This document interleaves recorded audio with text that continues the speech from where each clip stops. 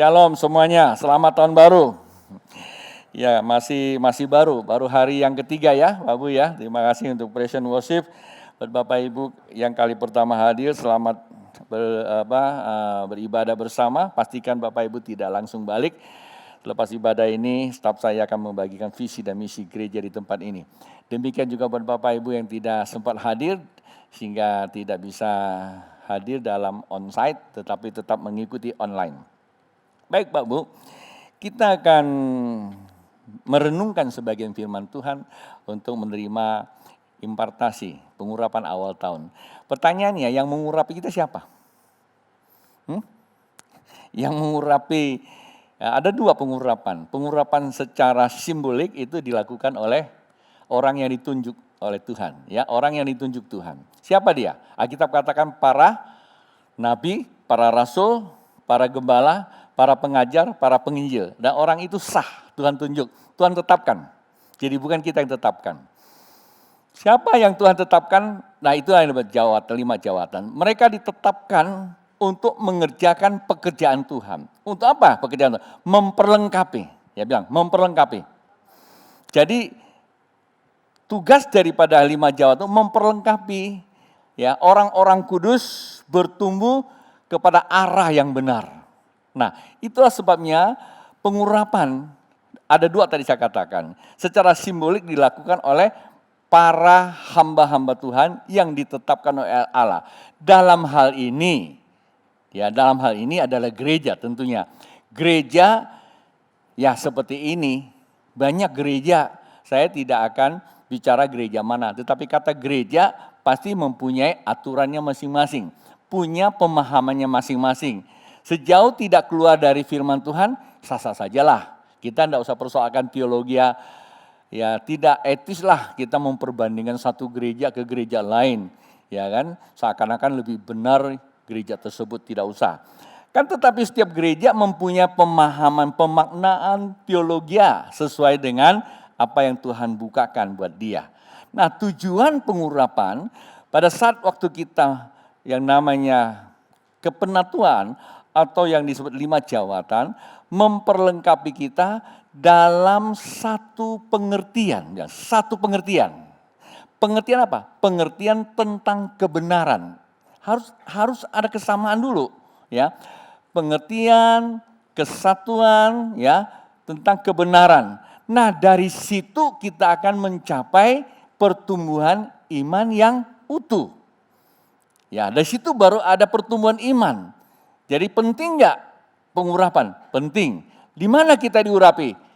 Ya bukan kita sembarangan ya bisa dapatkan, harus ada namanya diperlengkapi. Nah untuk diperlengkapi adalah orang yang mau diperlengkapi. Nah orang yang mau diperlengkapi adalah orang yang mau dibapai atau digembalakan ya, supaya ada pertumbuhan iman. Tujuannya apa pertumbuhan iman? Tujuannya mencapai kedewasaan yang penuh. Kedewasaan penuh terarah ke siapa? Ke arah Kristus, bukan ke gereja, bukan kepada sebuah doktrin, bukan kepada sebuah ritual gereja, enggak. Tetapi ke arah Kristus, karena pada akhirnya dialah yang benar. Pada akhirnya semua ini akan hilang, yang ada cuma Kristus Tuhan kita. Nah, gereja tujuannya seperti itu. Maka gereja di tempat ini Tuhan membuka pengertian kepada saya di awal tahun 2002 kita mulai menyelenggarakan namanya ibadah pengurapan awal tahun. Dan di situ juga Tuhan minta saya mengurapi minyak. Itu secara simbolik. Kemudian kalau kita mengacu kepada firman Tuhan, sebagaimana Samuel waktu mengurapi Daud, kalau Anda buka Alkitab itu jam 1 Samuel pasal 16 ayat ke-13, begitu diurapi minyak, Alkitab bilang apa? Maka Daud kepenuhan apa? Roh Kudus. Nah yang terpenting sini Pak Bu, bukan urapan simboliknya, tetapi urapan simbolik itu nanti tak tuangin minyak. Ya. Itu simbolik. Tetapi lebih daripada itu adalah yang spiritualnya. Itu yang rohnya. Sorga berkenan, ia akan memenuhi kita. Nah, bagaimana terjadi pengurapan yang dari sorga? Seringkali disebut impartasi. Nah, kata impartasi itu adalah yang datang dari keilahian. Nah, kita tahu tahun ini kita punya sebuah tema yang Tuhan bukakan. Dari mana Tuhan membukakan itu buat kita? Tentu dari hubungan kedekatan. Gereja ini tentu punya tanggung jawabnya. Yang bertanggung jawab di sini adalah gembalanya. Gembalanya ditunjuk oleh Tuhan memimpin jemaat yang ada ini. Nah, mereka-mereka yang di bawah pembapaan, tentu saya bertanggung jawab bagaimana mengarahkan mereka sebagaimana dikatakan di dalam Efesus pasal 4 itu. Ya kan? Efesus pasal 4 ayat 11 bahwa para penatua, para rasul itu ditetapkan Allah. Para penatua itu ditetapkan Allah untuk memperlengkapi supaya jemaat ini bertumbuh dewasa, tidak diombang-ambingkan. Pak, Bu, goncangan kehidupan, ya, goncangan kehidupan itu sebenarnya tidak bisa dihindari. Itu ada. Karena di dalam hidup ini pasti ada goncangan. Nah, goncangan kehidupan itu tidak bisa dihindari. Kita tidak bisa minta goncangan kehidupan itu hilang. Contoh sekarang virus COVID-19. Mungkin sudah berubah kali, COVID-20 kali ya, karena sudah ada varian baru. Tapi tidak tahulah ya. Intinya bahwa yang satu belum selesai, yang lain sudah datang. Kita tidak bisa minta dia hilang. Nah, tapi kita bersyukur sudah ada vaksin. Apakah datangnya vaksin lalu virusnya habis? Enggak, karena vaksin tidak membunuh virus. Vaksin itu cuma menaikkan imun kita supaya kita kuat menghadapi virus. Sama pengurapan juga. Begitu kamu diurapi oleh Roh Kudus atau Tuhan, masalah kamu enggak langsung selesai. Masalah kehidupan tetap masih ada, goncangan tetap masih ada. Tapi kita punya imun, kita mempunyai imun kita adalah iman. Iman yang menjadi kesatuan yang Tuhan berikan di atas goncangan. Maka kita akan selalu disebut apa? Lebih dari pemenang. Kenapa? Karena kita bisa melihat keilahian Allah di dalam kehidupan kita. Bahkan kita bisa nyatakan kepada dunia bahwa Allah Sang Raja itu adalah kebenaran adanya. Haleluya. Nah, itulah sebabnya jadi saya mesti bacakan dulu ayatnya sebelum nanti saya mengundang satu persatu untuk maju ke depan tak urapi. Saya baca dulu firman Tuhannya. Di dalam Yohanes pasal 11 ayat 40 berkata demikian. Yohanes pasal 11 ayat 40. Kalau Bapak Ibu ada Alkitab boleh dibuka. Yohanes pasal 11 ayat 40. Jawab Yesus, bukankah sudah kukatakan kepadamu, jikalau engkau percaya, engkau akan melihat kemuliaan Allah. Kata kemuliaan Allah, saya jadikan tema gereja kita, melihat keilahian Allah. Sama nggak? Sama aja ya. Cuma kalau Alkitab itu apa? Kemuliaan Allah. Nah, Pak Bu, di sini di ayat ini kalau kita baca, kita temukan ada 3 anak kalimat. Anak kalimat pertama apa? Di situ dikatakan apa? Bukankah sudah kukatakan kepadamu? Apa artinya? Ada satu akar kata. Bukankah sudah kukatakan? Kukatakan, apa itu artinya? Ku berfirman. Kata ku katakan berarti apa? Sudah ada firmanku, itu yang pertama. Jadi pertama adalah firman Tuhan, bilang firman Tuhan. Penting gak firman Tuhan? Penting Pak. Karena firman itulah yang mengandung kebenaran dan roh. Manakala kita berjalan dengan kebenaran, roh Allah yang akan mengerjakan pekerjaan-pekerjaan supranatural. Tugas Anda dan saya gak usah urus yang supranatural. Saya kadang bingung sama orang Kristen. Ya, yang tidak disuruh urus diurusin, supranatural gak kelihatan. Ya, kalau saya ngomong lagi nanti banyak yang tersinggung lagi. Yang gak kelihatan lo ngapain? Urus ya yang kelihatan. Yang kelihatan itu baca, yaitu yang kebenarannya dibaca, tulisan-tulisan yang benar, secara ilmiah, secara teologis. Kalau nggak ngerti, tanya kepada orang yang mengerti, tentu seirama. Artinya yang mempunyai pemahaman yang sama. Ya kalau nanya di mana-mana ya masing-masing punya versi lah. Pasti menciptakan pertentangan. Nanti ada lagi muncul pembela sana, pembela sini. Ya aneh-aneh aja lah ya. Padahal sudah dibubarkan gitu loh ya. Kita tidak usah ciptakan pembela sana lagi. Ada pembela firman Tuhan lah, pembela ini, pembela itu. Tak perlu Pak Bu. Yang penting adalah jagalah hati. Maka engkau akan melihat kemuliaan ilahi Allah. Haleluya. jagalah hati, janganlah engkau menodai. Itu penting sekali. Dari sana ada sumber kehidupan. Hati-hati loh ya, sumbernya itu bukan dapatkan banyak-banyak loh. Ya, nanti hati bisa dapat banyak kan. Ada yang jaga hati supaya dapat banyak istri, ya itu masalah lagi ya.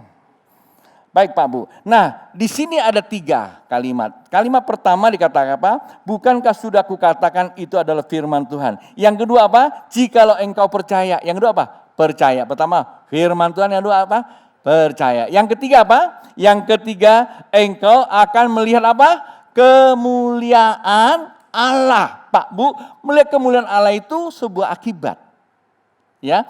Akibat dari mana? Akibat dari perkataan Tuhan. Kalau Tuhan tidak berfirman, kamu tidak akan pernah lihat kemuliaan. Karena ada firman, maka firman itu berubah wujud menjadi apa? Menjadi energi kemuliaan. Sebagaimana Allah berfirman bahwa ya begitu besar kasih Allah akan dunia ini. Ngapain? Aku mengaruniakan anakku yang tunggal. Karena dia berfirman, ada Yesus. Kita bisa merayakan Natal. Coba kalau Tuhan tidak berfirman. Enggak ada Yesus, yang ada cuma Tony Markus Hidayat. Markus Tony Hidayat. Nama sendirinya terbalik disebut. Ya kan? Jadi karena ada firman, maka kamu percaya firman Tuhan. Karena ada firman Tuhan, yang kedua kamu percaya, maka engkau akan melihat apa? Kemuliaan Tuhan. Nah itu dia. Jadi firman Tuhan itu bisa menghasilkan keilahian Allah. Itu di kalimat yang kedua. Apa itu? Percaya, bilang. Percaya. Nah Pak Bu, kenapa ini firman Tuhan kita jadikan sebagai bahan untuk kita share? Karena mengacu kepada yang namanya Maria dan Marta. Bilang, Maria dan Marta. Maria dan Marta mengalami kehilangan seorang saudara namanya siapa? Lazarus. Nah ketika Lazarus itu mati, buat mereka mengalami kehilangan. Itulah sebabnya ia datang kepada Yesus. Yesus menghampiri sebenarnya. Dia mengundang Yesus, Yesus datang. Lalu mereka menyampaikan apa yang sedang ia alami. Lalu Yesus berkata di dalam Yohanes pasal 11-nya sama ayat yang ke-25.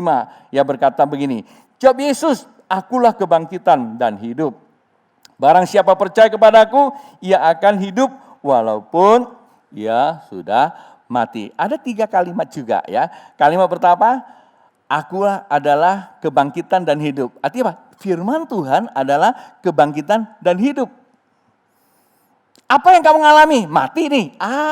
Kecil. Akulah kebangkitan dan hidup. Mati ketika aku datang akan terjadi apa? Kebangkitan dan hidup. Itulah sebabnya dia kata apa?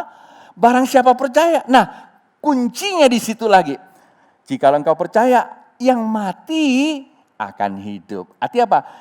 Yang mati akan berubah menjadi apa? Kemuliaan Tuhan. Nah, arti kata melihat keilahian Allah di dalam kehidupan kita, baik hari ini dan ke depan, itu ada sesuatu yang sulit kita hadapi jikalau engkau menangkap firman Tuhan, engkau percaya, itu akan berubah. Nah, perubahan itulah disebut apa? Keilahian Allah. Umpama saya ambil contoh. Prapto ini, dia gak bisa datang ke sini. Kesulitan sekali, entah apa saya juga gak tahu.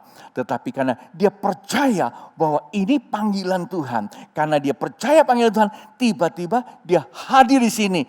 Nah, kita akan berkata apa? Inilah keilahian Allah. Pada mulanya dia gak mau. Ini contoh sederhana saja. Apalagi, saya punya hutang banyak. Sebenarnya saya gak bisa bayar. Saya bingung sekali. Tapi saya mau bayar. Nah ketika dia mengumpulkan daya, dia bayar. Tiba-tiba terbayar, tak terhutang lagi. Nah itu namanya apa? Keilahian Allah nyata. Nah ketika dia mulai dengan hal yang kecil. Walaupun itu menderita banget loh ya. Pak Pendeta bilang kecil lagi. Harta habis itu. Ya, tetapi dimulai dari hal yang kecil, Allah akan mengerjakan hal yang lebih besar lagi. Orang yang percaya tidak pernah ditinggalkan oleh Allah. Haleluya. Nah Pak Bu, ini persoalan yang dialami oleh siapa? Marta dan Maria, terjadi mujizat kebangkitan. Pertanyaannya buat Anda dan saya, apa yang mengalami kematian tahun 2020? Mungkin rumah tangganya ngalami kematian iman sehingga terjadi cekcok sana, cekcok sini ya. Buka cok, cekcok. Atau usahanya ngalami cekcok juga ya, atau encok, jalannya terkeok-keok dan sebagainya, atau pelayanannya, dan sebagainya. Mengalami persoalan apapun, apa yang harus kita harapkan? Firman Tuhan. Adakah firman untuk menjawab persoalan Anda? Ada, pasti ada. Kita marilah kepadaku yang letih, lesu, dan yang berbeban berat. Apa saja masalahmu, datang kepada Tuhan. Ngapain? Percaya. Ketika engkau percaya, engkau akan lihat apa? Keilahian. Engkau akan lihat persoalan itu akan berubah menjadi kemuliaan Tuhan. Nah, kita akan tutup dengan kata percaya. Percaya. Apa itu arti kata percaya? Dalam bahasa aslinya itu mengacu kepada 3 hal yang Anda perlu tahu. Kata percaya itu pertama apa? Menerima. Bilang, menerima. Kata percaya itu menerima. Kamu percaya wanita ini memang Tuhan kirim, ya terima dia sebagai istri kamu. Nah, itu percaya. Dan kedua, kalau kamu menerima dia, harus apa? Kamu menolak yang lain gitu loh. Jangan terima sana, terima sini. Ya kan? Orang Jerman bilang, "Tas, yau tungse" gitu.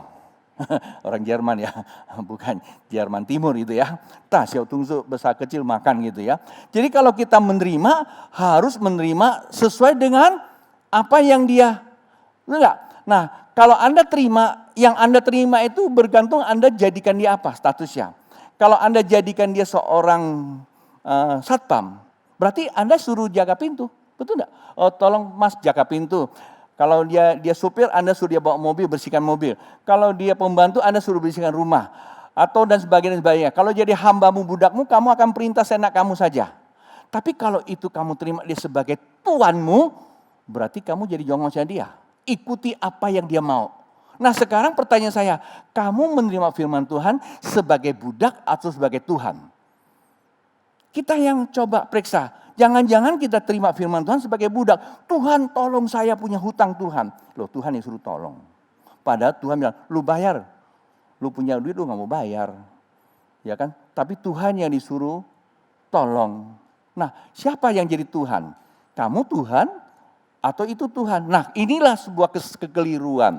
Atau apalagi, Tuhan saya mau pergi jalan-jalan sama keluarga. Rumah saya tidak ada orang, tolong dijaga. Ya Tuhan jaga. Ketika kamu jalan-jalan ngalamin bencana, Tuhan kenapa tidak tolong saya? Tuhan bilang, lalu suruh jaga rumah kok. Tuhan itu jadi budaknya kamu. Ngerti gak? Nah kalau kita jadikan Tuhan, kita ini adalah budaknya dia. Kita ikuti kalau Tuhan bilang ampuni ya ampuni. Tuhan bilang mengasihi. Gak boleh bilang entah dulu. Tuhan bilang apa? Ikuti saja. Itu namanya apa? Menerima. Ya kan? Menerima. Aku menerima engkau dengan apa emas sebagai apa? Ini biasa kalau terima apa perkawinan atau pertunangan ya, itu menerima. Pertama menerima. Yang kedua apa? Yang kedua kata percaya itu apa? Dingerami. Kalau kamu menerima itu bukan cuma diterima disimpan, tapi dingerami, disimpan dalam hatimu. Biarlah apa yang kau terima itu menjadi realita. Bukan menjadi, ya kan jadi realita. Dia bukan menjadi sebuah simbol, tetapi dia menjadi sebuah realita. Kenapa? Firman itu hidup. Ketika dia bersentuhan dengan hatimu yang percaya, maka dia akan menghidupkan hatimu. Alkitab kata, hati manusia bagaikan sumur yang dalam. Potensi kehidupan di sana. Ketika firman Tuhan itu mengkamilkan, arti kata apa? Kamilkan, arti kata apa? Terjadi kulminasi. Dan saya memberikan pengertian, terjadi sebuah ledakan. Nah kata ledakan itu namanya dinamik. Nah kata dinamik itulah barang siapa yang terima Roh Kudus, barang siapa yang kepenuh Roh Kudus, maka dia akan terima kuasa. Kata menerima kuasa dalam bahasa Yunaninya dinamik. Dalam konteks ini, teksnya adalah dinamik. Artinya apa? Terjadilah dinamisasi. Terjadilah sebuah gerakan yang terus menerus. Tadi bagus ya.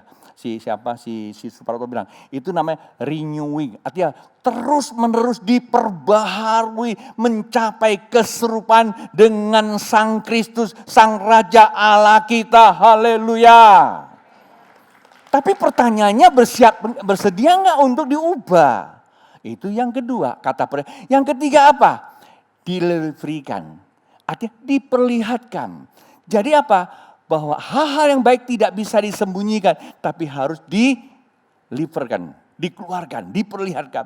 Maka Alkitab katakan bahwa sesungguhnya kekristenan bukan apa yang kau dapat, tapi apa yang kau berikan. Kalau buat dapat mah gampang, para perampok juga bisa dapat. Tetapi kalau kamu bisa memberikan yang kau tak punya, maka itulah kekristenan sejati. Haleluya, amin. Mari bangkit berdiri.